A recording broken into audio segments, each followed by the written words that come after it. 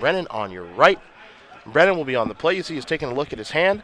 It looks like we are just going to be good to go here. Now, don't forget, my friends, as well, after this is over, we'll do our winners interview in the sideboard, and then Legacy. After a little break. After a little breakfast, yes, but Legacy. As a Godless Shrine will begin things in the finals. Wilkerson with just an island, so no turn one flyer. Thoughtseize rolls off the top here for Decandio. We'll see if he does have a Pack Rat, but it's just going to be the expensive discard spell. So let's see what Wilkerson is working with here. Reluctantly shows his hands. Got a Nightveil Spectre, Domestication, gotten Thassa, a Frostmourne Weird, and a couple of lands. Pretty good curve. I think of these cards, the best one there is Thassa by a lot.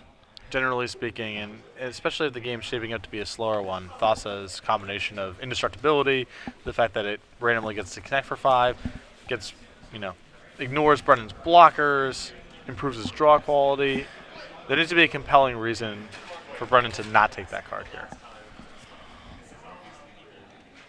Domestication unlikely to be good, especially now that Brennan knows about it, so it's just an issue of whether or not he wants to break up Tyler's curve a little bit here and take the weird, but he's just going to lean on the side of caution and take Thassa. Yeah, one card that he can lose to is Thassa, as a Nightveil Spectre does come off the top here for Wilkerson.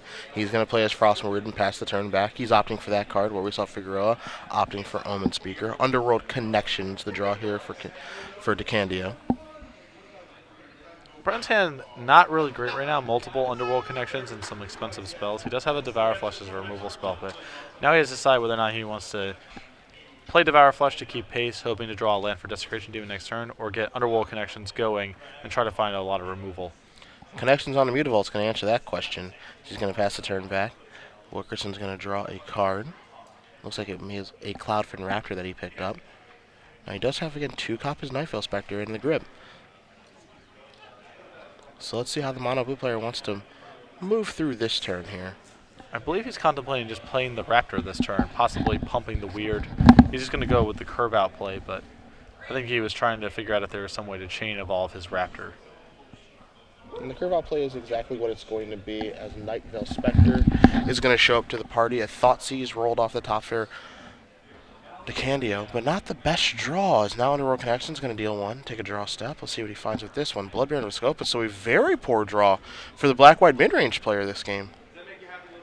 And now he's in the enviable spot of maybe he has to cast Thoughtseize here because it's his last turn that Tyler's going to have cards in his hand, but he's going to fall even further behind on the board. Yeah, it's definitely in a squeeze right now. That Devour Flesh is getting worse and worse as we go. There is a Cloudfin Raptor over there, which is a juicy target for Devour Flesh. Now, obviously, Decandio would like to be able to get that Nightveil Spectre off the board, but he's going to cash in the Devour Flesh. Frostmourne is going to bite the dust. The Spectre's still looming. I'm just going to pass the turn back here, so Decandio's got a lot of catching up to do, as Wilkerson's going to draw a card. He finds a Mutavault, which is an important one. Gives him another attacker, but he's going to start by attacking with the Nightveil Spectre. Top card, it's an Elspeth. We're a long ways away from that. Brennan probably pretty stoked to not have to draw that one, too. Yeah. Now, we could see Wilkerson play the island so that he can play Cloudfin Raptor into Nightveil Spectre, evolve that, and have 5 power in the air. That's what we're going to watch happen. So the Raptor's going to move on up. You see that Decandio does acknowledge that, all right, I'm in a little bit of trouble here. I'm going to need some good draw steps. Let's start with, a Thoughtseize. Let's start with the worst draw in the deck. Yeah, that's what we did. Connections, going to go down to 13. What do we find this go around? It's a Hallowed Fountain.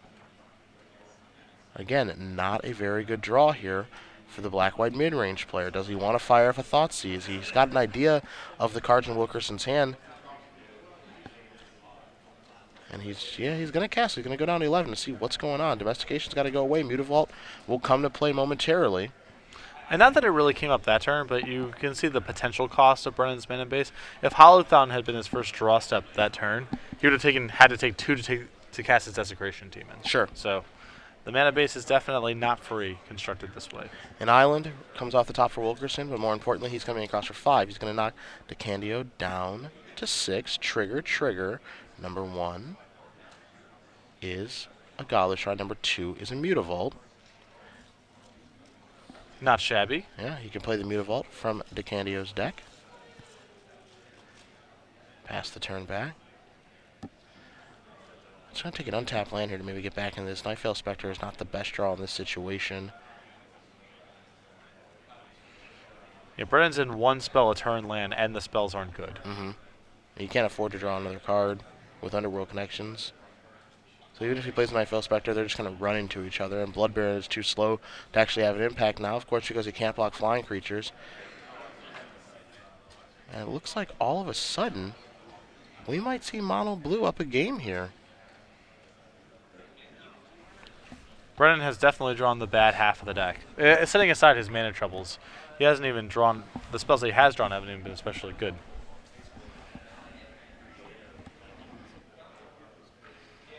See him analyzing the situation here, trying to figure out how he can get back in this game, but I think he's going to realize that it's almost impossible to do so, because even though Nightveil Spectre is a really good card, it being a 2/3 means that the other Spectres get to run into that one, and that's not really going to have a huge effect. So very quickly, Wilkerson's going to untap. He'll take a draw. Master of Waves is added to his hand. That's a heck of a card. Not sure he needed it, but it might give him the check mark now. Yeah, this should be lethal, as you can play a land, animate Mutavault, and this can evolve the Cloudfin Raptor as well. Okay. Looks like he missed that he could deal that extra point of damage. Because as you mentioned, if he does play the land and Master of Waves, it evolves the Raptor into a 2/3, and then we're looking at a lethal attack. Decandio is going to block the Mutavault. Trigger. See, here comes 2 swamps, untapped lands. I think Wilkerson might realize his mistake. Oh, it was a Cloudfin Raptor? Okay. Yeah, I thought it was Master Waves too, actually. So, not a mistake at all. Just an 0-1. Mutavault added, pass the turn. Is there anything Decandio can draw? He draws a Mutavault. He's sitting at 1, and Blood Baron again can't get him back in the game. Desecration even can't do very much in Underworld Connections and a concession. So the players will give each other's permanents back because of Nightveil Spectre. But after the Dust Shadows, Tyler Wilkerson is going to win game number 1 here. So he's able to break serve. Really important. Yeah. Really important, as he gets 2 sideboarded games on the play, or he gets at least 1 sideboarded game on the play. Bringing it back to the booth. It's trivia time. One more final giveaway. 12 months to go around, so make sure you do have your Twitters open. Hashtag SCG Premium, following at SCG Live. This guy's got the question for you, so fire away. This one's a little tougher. For the 1 year, we're gonna step our game up a little bit here. In Brennan's black-white deck, he is playing a dual land, even though he's not playing one of the 2 colors on the dual land. It's to bridge the hybrid mana on Nightveil Spectre. Okay. Can you identify that dual land? And if you can identify that dual land, hashtag the answer, hashtag SCG Premium. Make sure you're following at SCG Live, and we will announce the winner at the conclusion of our finals match here between Decandio and Wilkerson. As we'll bring it back over to the match, we'll take a look at sideboards here. And it's going to be much of the same that we saw in the last match, honestly. Decandio does have 2 copies of Dark Betrayal. He's got 2 Duress. He's got 2 copies of Lifebane Zombie, 2 Doomblade, a Last Breath, a Glare of Heresy, a Ratchet Bomb, 1 Sin Collector, and 3 copies of Obsidian. And again, I expect to see Duress come in. I expect to see Doomblade. I expect to see Last Breath, potentially see Lifebane Zombie, but the rest of this stuff, don't really think it does very much. More removal. Give me more removal. Yes. That's all Brennan's asking for right now. On the other side, we have Tyler's sideboard here. A Curse of the Swine, 2 Dissolves, a Negate, 2 Rapid Hybridization, a Bident, a Domestication, 4 Gainsay, a Jace, a Dispel, Cyclonic Rift. These blue decks have a lot of different paths they can sideboard in the matchup. Like I was discussing in the top 4, the 2 things are, can you win the attrition removal type of games where things like Jace and Bident are really powerful, and then can you answer Pack Rat specifically, which things like Cyclonic Rift and Rapid Hybridization allow you to do to some degree. So I expect a mixture of this stuff to come in. I don't know if he's going to want to go so far as to bring in 2 copies of Dissolve. Brennan does have quite a few expensive spells in his deck. I think he's going to want to play more to the board and more to his curve, but it's not unreasonable for him to bring in the Dissolves as well.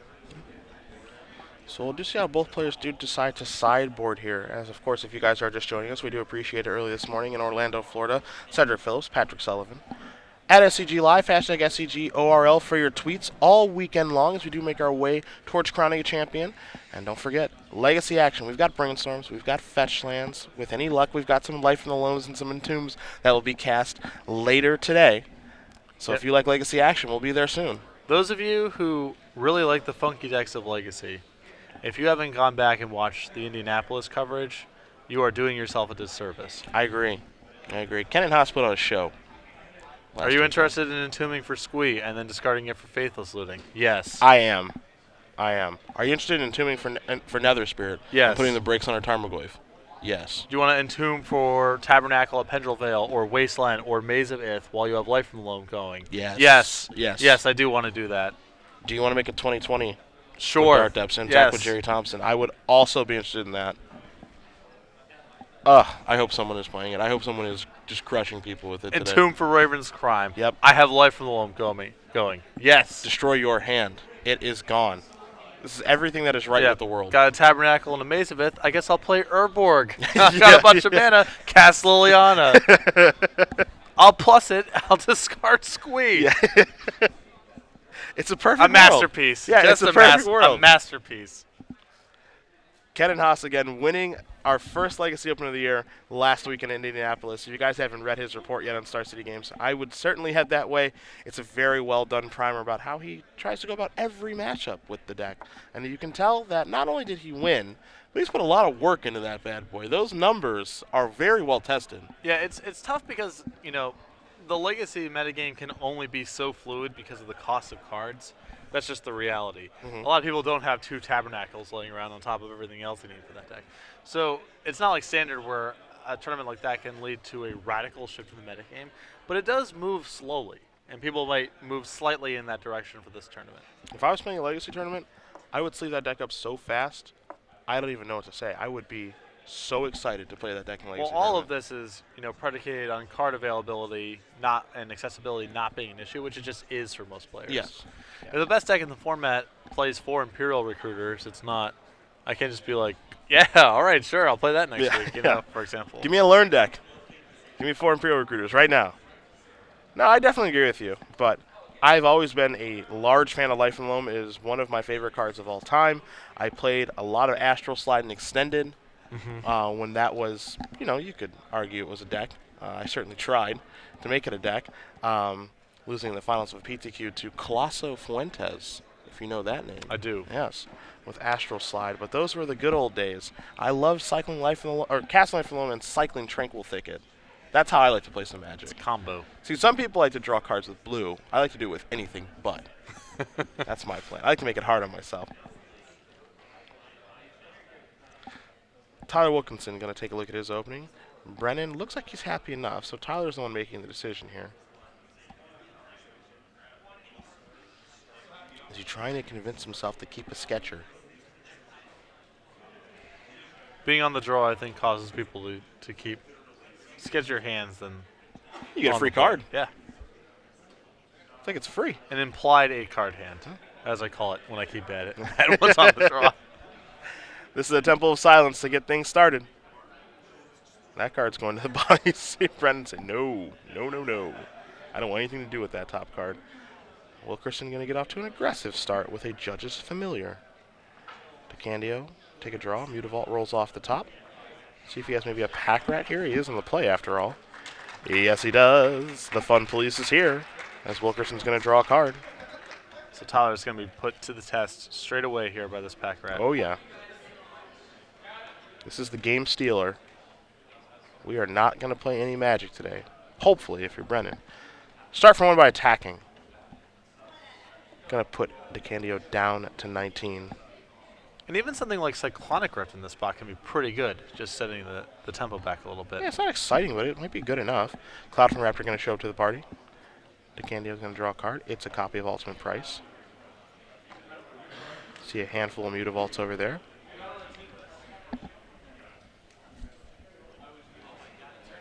Two Mutavault's so good with a Pack Rat, too.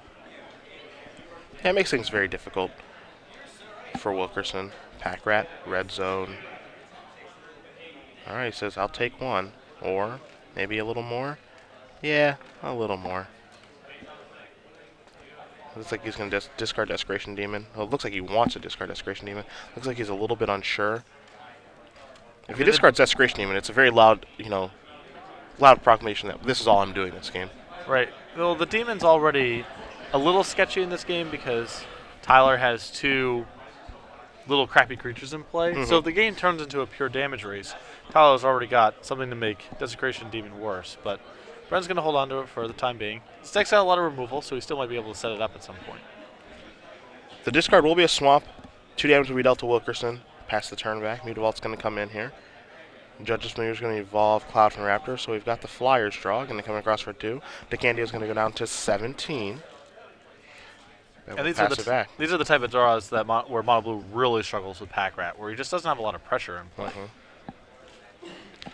Needs to find his mythics. Needs to find Master Thassa. I mean, he's got a lot of flyers, which is helpful, but Brennan has Master of Waves on check with Ultimate Price and Hero's Downfall in hand, and Tyler's just not threatening enough damage thus far.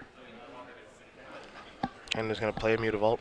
2 of those in play now, going to make those rats much bigger. I mean, this is attack for 8 this turn if he makes a rat and activates a Mutavault, and then he's threatening lethal next turn. It's that fast. Ain't it fun? Well, it can be. See a discard of a Desecration Demon, and the Mutavault's going to go active. So as you mentioned, attack for 8. Wilkerson's going to go down to 10. Obviously, he has no good blocks. Jump blocking is not really going to accomplish very much, but you see the power of Pack Rat on display. What's the thing you like to say when you're to your opponent when you're losing to their Pack Rat? You see, Brennan. Tyler's I can't say it on air. Tyler's actually brought in Curse of the Swine here, but he's just outpaced by these Pack Rats. I prefer to go with "Your mother must be very proud." Yeah. If I was the one Pack Ratting someone, I would talk a lot of trash. Yeah, that's what I would do if I was Pack Ratting someone like this. Every draw step, you're like, "Come on, deck," and you're like, "Yeah, a rat." Yeah. Just put it right into play. Yeah. Just turn it up a little bit. Yeah. All in good fun, of course. Of course. Yes. Here's a Jace. You see Wilkerson kind of shrugging his shoulders, saying, "I can't really. This is annoying. Can't really do very much." The more and more that your deck resembles a draft deck, the better and better Pack Rat is against you. And Mono Blue is a really, really good draft deck. Yeah, currently resembling a draft deck with Judge's Familiar and Cloud from Raptor out there. And then he happened to open a Chase. Yeah. Yeah. Cloud from Raptor going to come across for 1. This is definitely a draft deck draw. Dude, Sweet Jace, did you open it or did you get past it? Yeah. Brennan going to draw a swamp for the turn, which means he's got his 5th land, so he can go play a swamp, discard, double activate Mutavault. Yeah. So each of these Pack Rats are looking to become 6/6s, so 5/6s in combat against the Jace. Yeah. So even curving out with creatures and casting at Jace and plussing it, Tyler is compelled to chump block on the 5th turn of the game. Yes. See, Brennan's going to make sure that he does not make any missteps here, because I think we are almost certainly going to be playing a 3rd game. Yeah. There's a swamp. See the Hero's Downfall in his hand, as you mentioned, does have the check mark on Master of Waves. Trigger for Jace, going to make all those rats just a little bit smaller. It's time to chump block. So we'll see if Brennan wants to pump his rat here to get some more damage in. It is not totally clear if he attacked Jace or if he's going after Tyler, but I think based on Tyler's blocks here that Brennan's going for the kill. Yeah, we're going straight towards Tyler's dome. See what he wants to do here. Does he have any reason to discard? I guess to force you a little bit of damage. I think he could just go, yeah, I guess discarding's fine here. Like, he's got some options. Yes. He's going to discard and leave up Ultimate Price. This is going to be attack here for 4, and he just kills the 2 creatures. Yeah, there's no need to pump the Mutavaults right now because Brennan has so far past lethal next turn that the extra point of damage doesn't matter, and the flexibility of leaving up Ultimate Price is nice. So Wilkerson's going to go down to 7. It was an attack for 4, but then the Jace trigger -1/-0 makes it so that the only 3 damage comes across. Biden drawn over Wilkerson. You see his hand right now of Biden of Thassa, a Curse the Swine, and a Negate. I'm curious to see how Tyler made room for.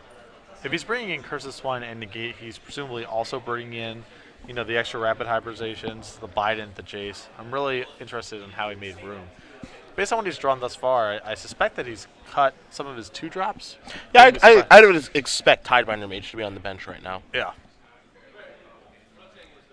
Which, I understand why we would go down that road, but there's only so much of your kind of core beatdown and evolve plan that you can get away from. Yeah.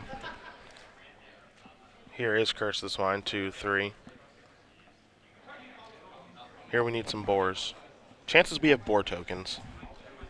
Low, but not impossible. Okay. We have had Curse of the Swine cast, I believe. Oh, yeah. Oh! Oh, yeah. Give me those babes. Those are nice. I like those. Yeah. Also, Price going to take care of the raptor here.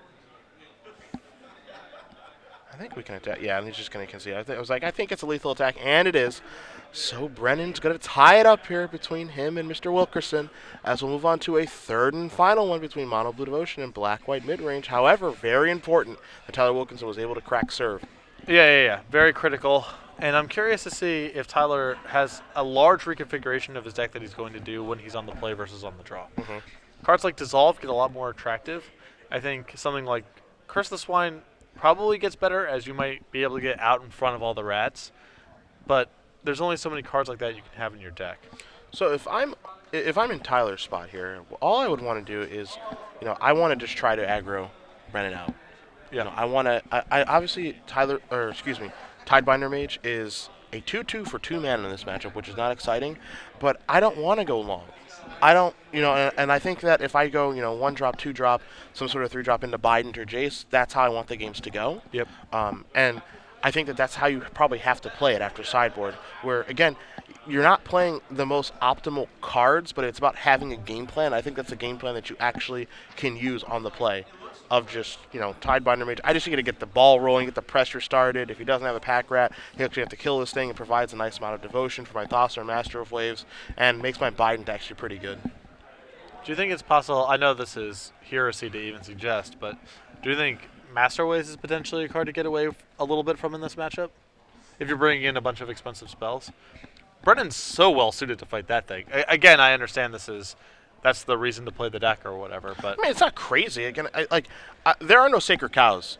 I think when you're playing, when you're sideboarding, like anything can come out of your deck. I know that Master Waves is powerful and Thassa is powerful and all these things, but there are no sacred cows. You can move anything in and out of your deck as long as you have a game plan that you feel is going to work. And I kind of agree with you where Master of Waves is definitely covering this matchup. Now, yes, there are going to be situations where it can be a game winner, but there are also going to be a lot more situations where you play Master Waves and he just goes, yeah, okay, kill it, and just keep moving on. I just think, the blue deck's advantage in this matchup to me is mana efficiency and how quick he gets on the board. Master Waves doesn't really have too much to do with that plan. And Tyler has a lot of really powerful fours in the matchup, Bident and Jace, that are hard for the black deck to answer. And you can only have so many fours. And when you combine that with all the cards that Tyler clearly wants to bring in, again, I felt Negate and Curse of the Swine were marginal, right on the fence of a card you would bring in or not. Tyler Society wants to bring in those as well. How are you making room for everything? Yeah.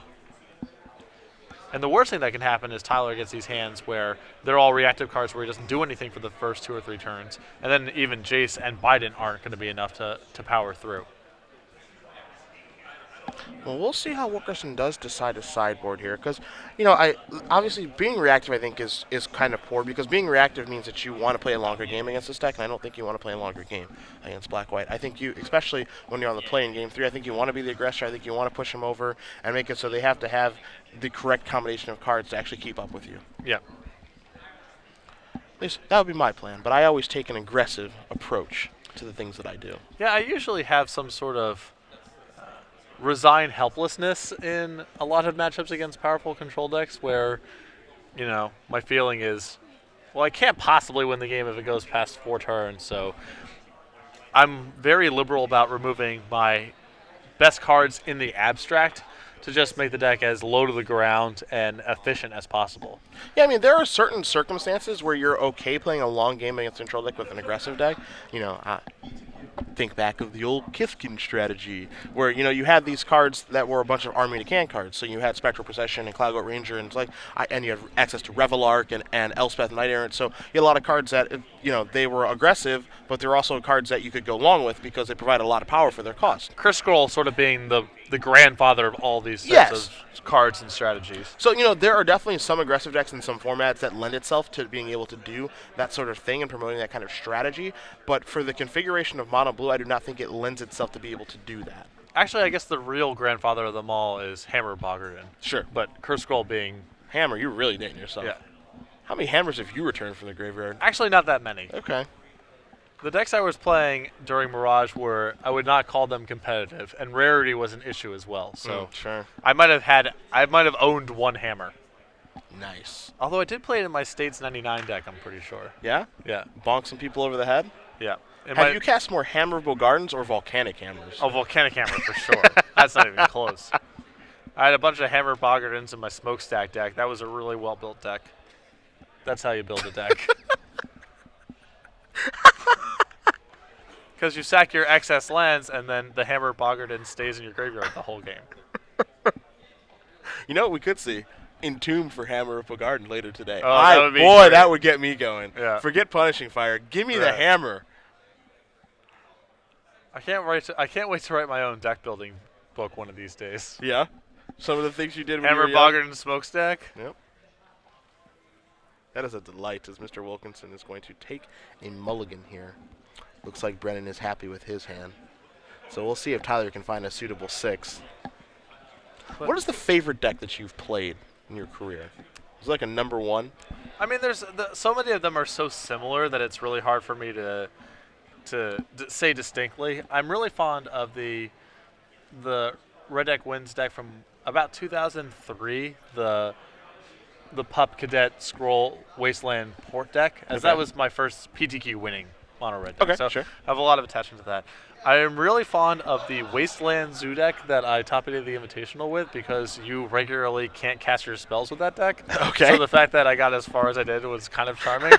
Had a lot of games in that tournament where, I'd go turn 1, Plateau, Curd Ape, turn 2, Wasteland your land, play another 1/1 Curd Ape, maybe Wasteland them again. So no one's casting spells, and you're hitting them for 2 with your 1/1 Curd Apes. And you finally rip your Taiga, and you're like, yes, it's all over. Yeah. I finally turned my Curd Apes into 2/3s. So I have a lot of affection for that deck. Yep. Oh, and my Grinder mono red deck that I won the Grinder with for the PTLA in like 2005. I remember this the deck. Yamabushi's Yeah, Flame I remember deck. this deck. I was there. It is the worst deck ever. Yeah. I defeated Paul Cheon Oh my God! Really? for the slot. No. Yep. You are sick. Paul had to be playing some blue deck. He was playing blue-black control. Yeah, you are sick. Paul Cheon just recently got stateside and lost in the finals of the PTQ He lost the yesterday. PTQ finals yesterday. Yeah. Welcome back, Paul. Yep. Tyler You looks knocked good. out Neon Shion. You are with Yamabushi's Flame. You're a bad man. I actually might have been a Yamabushi's Flame to the Nugget Yeah. to finish the match off. Judges familiar are going to get things started here for Brennan. Just a Godless Shrine. Going to pass the turn back. Not willing to Thoughtseize on turn 1 there. Just plays his dual land tap. Yeah. Doesn't want to cast into that Judge's Familiar. Tyler attacks for 1. Brennan going to untap the Godless Shrine. Take a draw step here. Pack Rat off the top. That's a good place to start. Nice. It is nice. Although I don't think he has a third land, if I'm Uh-oh. looking at his hand correctly. So I wouldn't be surprised if he Thoughtseizes this turn and hopes to draw a third land to start casting his removal spells through the Judge's Familiar. This could get interesting here. I mean, the threat of Thassa is so big this turn that I expect him to Thoughtseize. See if it's there. There's a Jace. That is a There's, Thassa. Yeah, there's a Thassa. There's a Rapid Hybridization and Island. And I agree with you. The threat of Thassa is absolutely terrifying. Let's not get us wrong. That Jace is scary too. Yeah. But it's nowhere near as scary as Thassa is. They're both pretty bad for Brennan. I mean, he's not going to be able to get on the board. If he draws a third land, it's a little bit different, but it's going to take him a while to get the Pack Rat ball rolling, and Jace might be able to build quite an advantage here. So, bye-bye God of the Sea. Decandio is going to pass the turn back, so Wilkerson's going to take a draw. Let's see what he finds. It's a Biden. That's a good draw. Now, don't forget, he does not have a 4th land just yet. Judge's Familiar are going to come into the red zone. There's an island, pass the turn back. So both players really looking for lands. There's a swamp off the top for Decandio. Huge draw for Brennan. I think since he is aware of Jace, he wants to play Pack Rat this turn so he can start threatening the Planeswalker. Is it time for a rapid hybridization? There's a real cost associated with doing that because a 3/3 is still quite good here. Yes. And the thing for Wilkerson is if he draws his 4th land, he won't be able to rapid hybrid it right now. So, he's thinking, okay, do I end of turn rapid hybrid this? This is a tough decision. He'd also potentially rapid hybridization his own guy. And That's also increase true. the clock. All right, rapid hybrid is going to take care of Pack Rat. So Frog Lizard coming. And now Wilkerson really wants to draw a 4th land. So he can either cast Biden or Jace. And as we wait for the Frog Lizard to come, it's going to be a sweat. Yes. As a lot of Tyler's draws here are just not very good besides the land. His other 4-mana spells he obviously can't cast, and the other low mana cost cards are too low impact. Draws a Mutavault. Ding. Perfect. There's a Biden. Red Zone. Judge's Familiar. Going to peel one off. That was a big draw there for Wilkerson. Pass the turn back. Now, as good as a turn as that is, here's the tough part as a Blood Baron comes. Now there's a Lash Breath that can take care of that Judge's Familiar, which can slow down the Biden. Slows down a little bit, but Tyler still drew a Mutavault that turn. And so Well, I think there's a chance that realistically you may just cast Last Breath and then don't attack. But into the red zone we go. So now Decandio just passes the turn back. Wilkerson draws his card. You see there's a Jace there. Looks like he may have added a Thassa to the grip. Not quite sure the contents, but Biden is online. There is an island. And we'll see how he wants to play it. He's going to fire up Mutavault. We're crashing in. What do you want to kill if you're Decandio? I like this play a lot more than casting Jace. Just keep the pressure going. And you get to draw some cards if one of these creatures connects anyway. So This might be a spot where you cast Hero's Downfall. Well, he's also conscious of the Judge's Familiar, too. I mean, if he's going to Hero's Downfall, it's going to be... I think the card that you're going to be killing with your removal spell is Judge's Familiar anyway, because Mutavault actually costs mana to attack with. Right. So it constricts the things that you can do. So you cast Hero's Downfall because even if it gets countered, you don't care. And you're probably killing Judge's Familiar anyway. Yeah, and Brennan's also bottlenecked on mana, too, so casting the 3-mana spell is really important here. And so that's what he's going to do. He's going to Hero's Downfall the Judge's Familiar. Now, Wilkerson moved his rapid hybridization forward, and so now he's going to target his own creature with that. Now, that's kind of important because that one can't be Last Breath, but it's also probably just going to put the brakes on the Frog Lizard, as a draw is going to come here. There's an island, and pass the turn back. So Decandio is going to draw a card. That's a Pack Rat, but that's not what he's looking for. He's looking for lands right now. Yeah, and he still can't cast 2 spells in 1 turn here. As he's nothing to do with 1 mana, so... And don't forget, that Biden activation only costs 2 mana. We could see Biden force an attack here. Because I think Wilkerson would be more than happy to take 3 damage at the opportunity to draw 2 cards. Yeah, I mean, he's very happy to race here.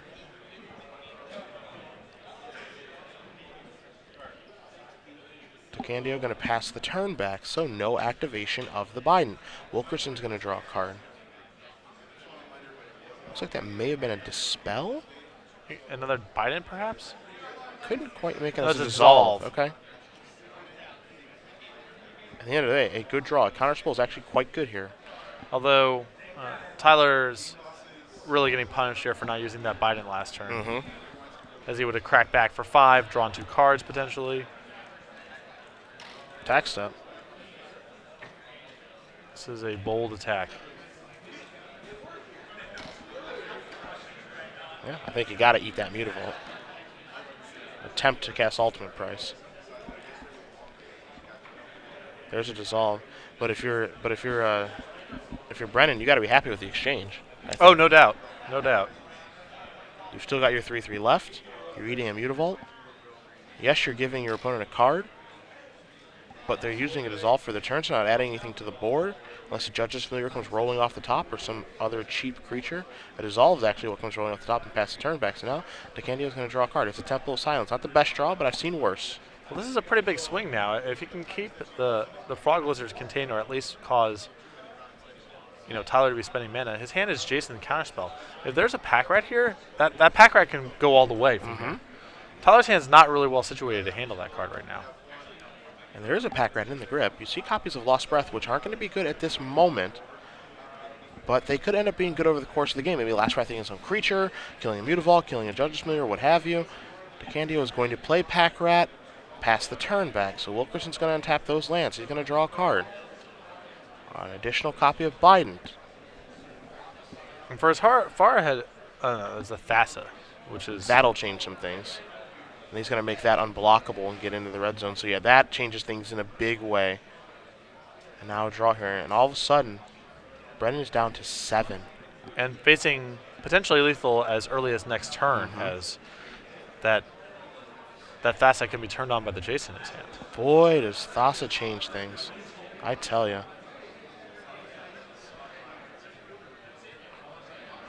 Now, Brennan did keep the top card on his deck from that Temple of Silence. This is going to allow him to cast Blood Baron of a scope. But the question is, how good is Blood Baron in this situation? And does he have to actually start Last Breathing his own creatures? Well, if he's just playing around the Jace that he knows about, Brennan does not have enough mana to turn on Thassa and make both Thassa and his Frog Lizard unblockable. He can make the Frog Lizard unblockable, attack with both, and force the Blood Baron to chump Thassa, which is really bad for Brennan. True.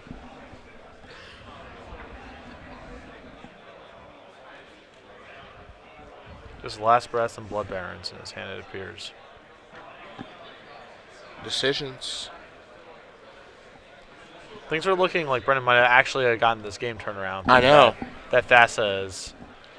That's the key disastrous. card. That's the key card in this matchup. Yeah. That's the one that just changes everything.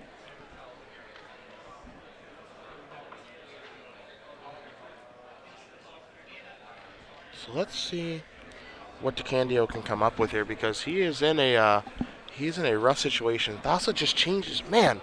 It just changes everything. Had that been any other card, even Master of Waves, nothing else really mattered. Yep. Except for Thassa. I mean, he was going to start cranking out Blood Barons.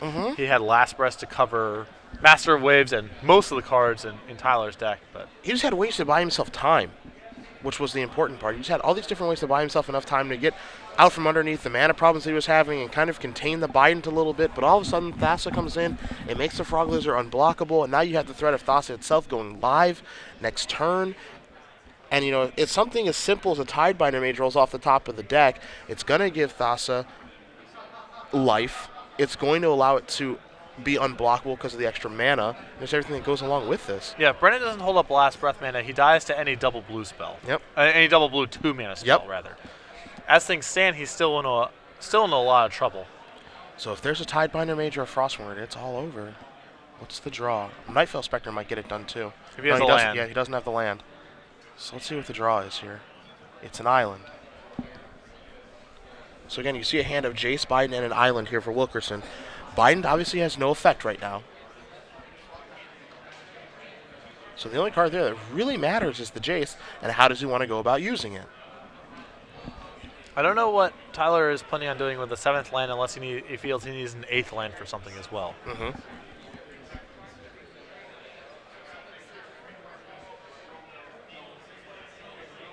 Looking at a hand. I guess. Excuse me. I thought that was when he's scrying with that. I wasn't even thinking about that. Yeah, I was thinking it was just already in his hand, but no, he's scrying because, you know, Thassa is just a ridiculously good Magic card. So that's going to bomb. So this gives him another chance. What is this? That's another island. Okay. So Brennan, not dead this turn, but in trouble.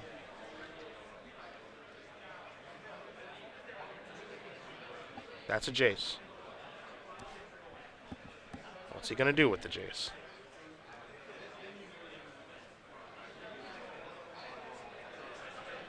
I mean, minusing is pretty risky, as it definitely puts, of course, the Jace at risk. And then if Tyler doesn't have a way to reassemble 5 Devotion for Thassa, then all of a sudden it becomes a real race. So he's going to tick it up, and he's going to make Thassa unblockable. Draw a card. Judge's Familiar is the draw. It's actually a pretty good draw. yeah, I don't know if I would have preferred to make the Frog Lizard unblockable and attack with it and Thassa. Sure, because Thassa has to be blocked by something. Right. So it would actually just kill the Frog Lizard on the other side of the board. But then, you know, then Brennan's at 5, and maybe those 3 points are going to end up mattering. We'll see how Yeah. the Oh, course the of the game damage. goes. The damage matters. Yeah. I'm not. It's not clear to me, but I think my instinct would have been to make the frog unblockable. Feels like you kind of get the best of both worlds there. Swamp rolls off the top for Brennan. And I got a feeling here, Patrick, we're going to see some creative last breaths in this game. Well, the problem is he can't cast. He's still not in 2-spell turn lane unless he wants to cast 2 copies of Last Breath. So he gets to attack with the Blood Baron and go up to 6, but it's not clear he can. Only go up to 5. Jace ticked up. Oh, right. Yeah, Sorry. which up to 5. that actually matters a lot. I was thinking the same thing. He's going to go up to 6 and be safe from Thassa becoming unblockable and doing its thing, but that's not actually the case because he only goes up to 5. Yeah. Brennan can't break up Devotion. So I believe you were correct that to stay alive, he's going to have to end up Last Breathing himself this turn.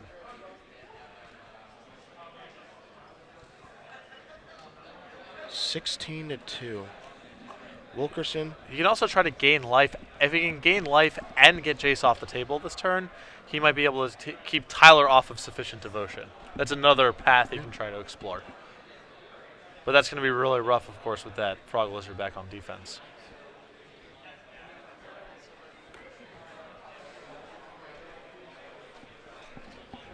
That's a tough turn. Yeah. And Brennan's just not been able to be efficient with his mana this game. He's been in 1 spell a turn land for so long because of the way the mana costs have broken down. And he's got to attack with something. The question is, what do you attack with? Yeah. That's the really hard part because I don't think he can get Jace off the board. Blocking has become quite bad with Thassa in play, so.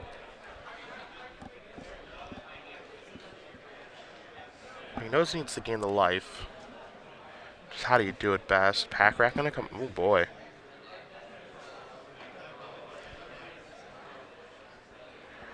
All right, where are we going?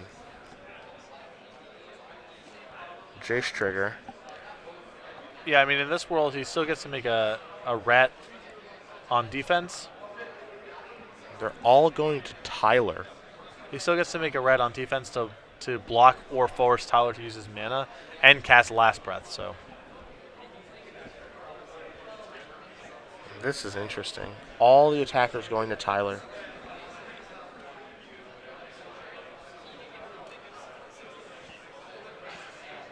Whew.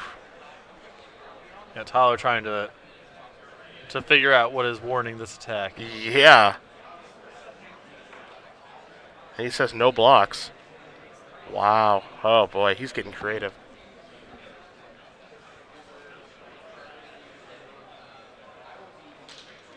So this is attack right now for 7.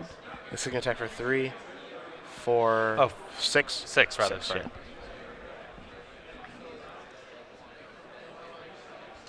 Yeah, because Blood Baron with 3, Packard will be a 1, Frogledge will be 2, so that'll be a 6. Put Wilkerson down to 10. Wilkerson's going to untap. He gets to start by scrying. That card immediately goes to the bottom. This might be a spot where Brennan is just hoping that Tyler messes up. Yeah, I mean, I think that's his out. Is he's hoping his opponent makes a mistake. This is a Nightveil Spectre. This is unblockable. This is unblockable. Everybody comes in. 5, 6, 7, 8, 9. So Brennan cannot survive by last breathing his own creature right now. So he gets to block with a rat? Oh, he can only make one of them. No, he can make both unblockable, right? He makes the Frog Lizard and the Thassa unblockable. Oh, yeah. And judges. Yeah. Those 2 creatures and judges familiar. Mm-hmm. Yeah, and that's going to do Nothing it. Tyler Wilkerson is going to win this match over Brennan Decandio, and he is your Star City Games Standard Open champion. Congratulations to him, and congratulations to Mono Blue. We had 3 in the top 8, and 1 of them makes it through. That's your champion winning deck. A good weekend for that deck, certainly, especially on the heels of Indianapolis, where that was not a good weekend for the Mono Blue Devotion aficionados out there. Yeah, outside of Raymond Perez making the top 8, then losing to Dan Cato, that was it.